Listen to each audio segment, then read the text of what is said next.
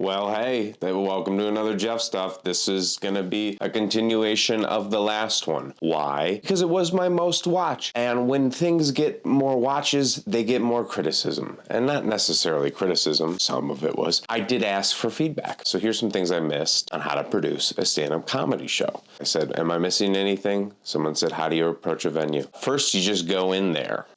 Email is going to be a part of it. Sometimes if you're producing remotely, you're going to have to email or call. And if you're sitting at home and you just want to get a work day where you just cold email a bunch of places, that's fine. Sometimes that's a precursor to then going in person. But in person, walking, shaking hands of the bartender, the server, the host, general manager, whoever's there, maybe it's the owner, you got to go in there, show good face, dress better than I am for this video, and pitch them your idea. Ask them if they have events. Have they in the past? Why didn't they work? Why don't they work?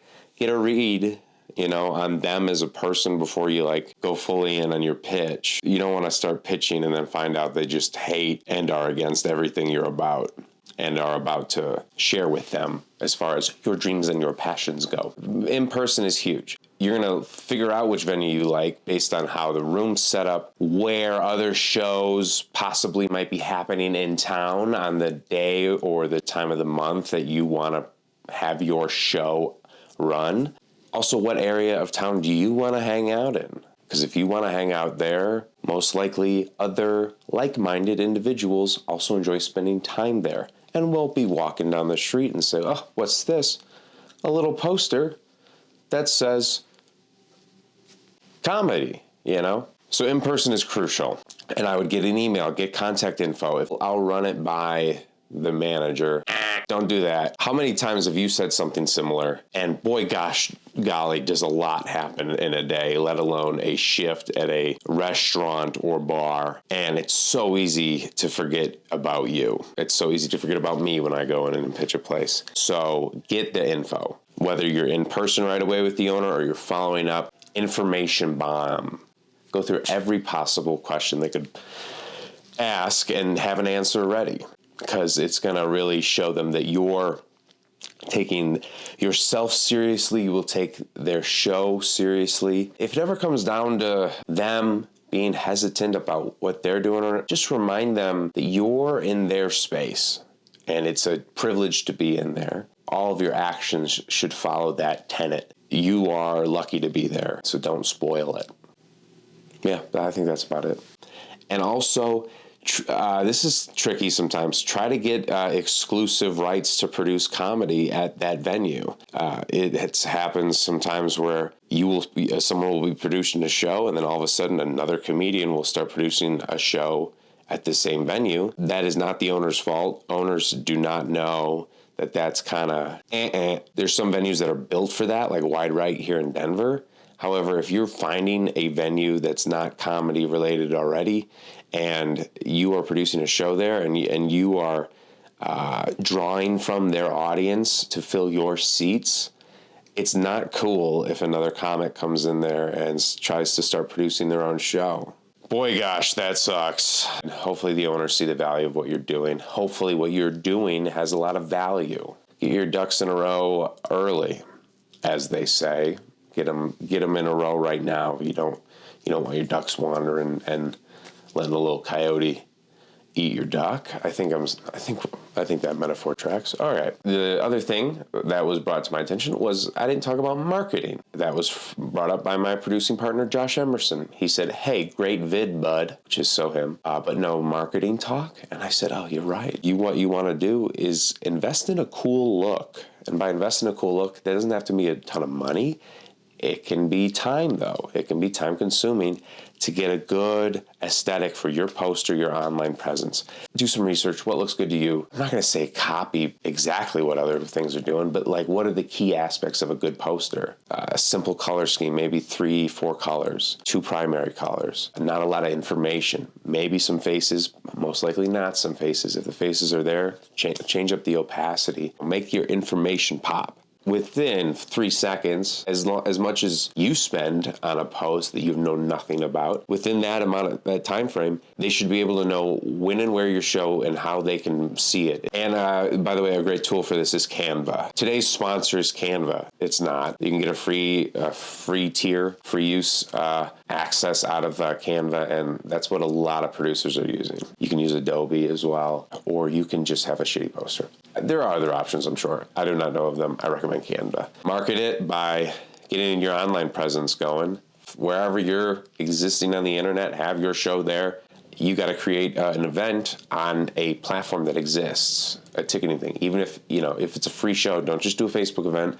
Go to Eventbrite and use a free event and say free comedy show, and people will reserve it. Not only do you get a read on how many people might come to your show, not only is your show exposed to all the users of that platform or people that Google the name exposed to your event because Eventbrite or whatever platform you're using has good SEO and so that you come up in a search.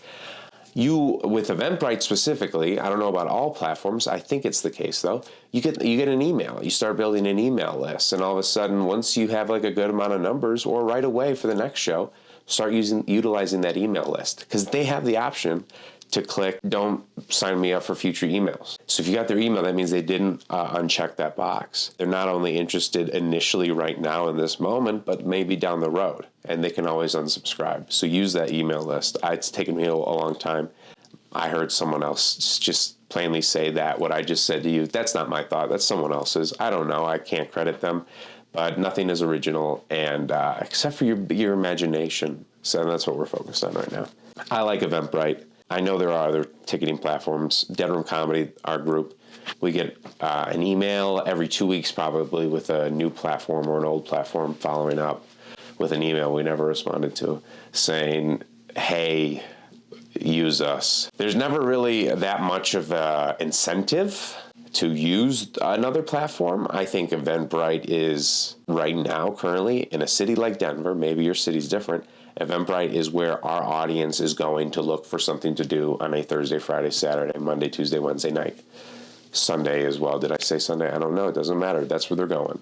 And also Eventbrite's killing it with their growth as a platform. They're expanding. They're growing. They're an active platform. And they're investing a lot in making sure that your events are searchable outside of their platform, just in Google or whatever. One point I was going to make was going to be do paid social ads through Eventbrite. Like, you can pay Eventbrite $25, give them a time window, an audience, what city, area, zip code, interests you want to do, and you can give them $25 and they'll use all those inputs, and then they'll send ads out on Facebook and Instagram and Eventbrite itself to potential audience members that they, through the algorithm, think might want to, go to your show or buy a ticket to your show.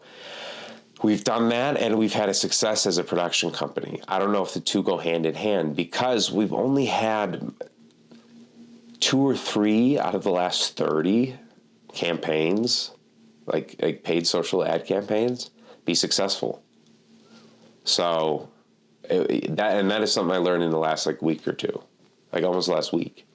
And so I'm revisiting whether or not that thing I was just doing as a given, which is run the ad, having seen, based on the numbers that are available on Eventbrite, which is another reason why it's a great platform, it's very transparent. I don't know if that's something I'm going to keep doing. So stay tuned for part 3. Thank you for listening. What am I still missing? Will there be a part 3? Happy to make one. I'm planning on doing these a lot, and this seemed to be a popular topic. Smash that like button. Hit subscribe, comment below on what you'd like to see. God, if I knew that I would be saying that years ago, now in this moment, be one of those YouTubers. I would have started earlier, because this shit is valuable. Some people are monetizing this shit. Not there yet. Again, I'm really, barely qualified to be even talking to you right now. So thank you for listening. Hope you learned something.